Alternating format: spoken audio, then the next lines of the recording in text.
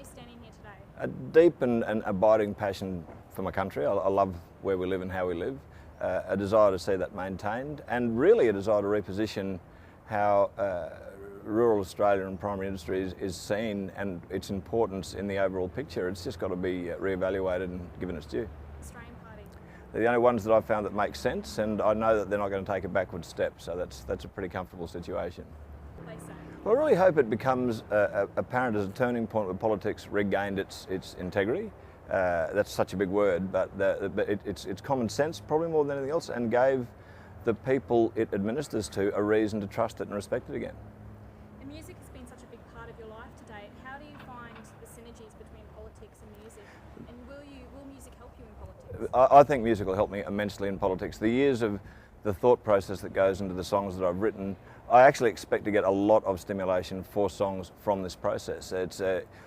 Songs come from experience and using your mind, and it's often not when that's taken place that you write. It's after it's all died down that you come back to the situation and put it into as few words as possible.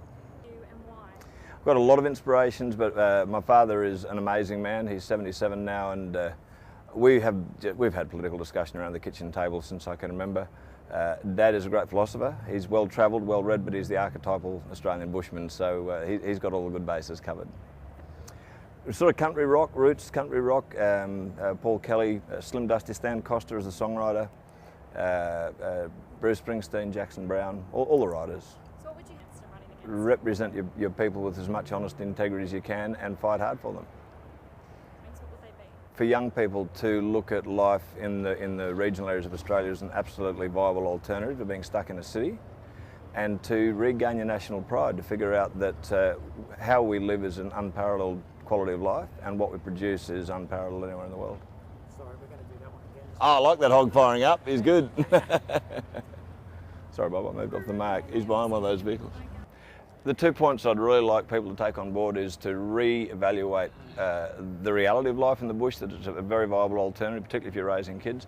And secondly is just to recalibrate the national identity to where we get back to being proud about what we are and who we are, and just get us back on the front foot. And what does being Australian mean to you? That's actually a wonderful question. Being Australian, I reckon, is telling the truth, standing up for the things you believe in, looking after your family and your friends, and that covers pretty much everything in life, and not being afraid to make a mistake. You know? And then, who's going to win the State of Origin? There is only one team in the State of Origin. The Blues turn up, so it's even sort of numbers, but otherwise we're just going to clean them up again. Sorry.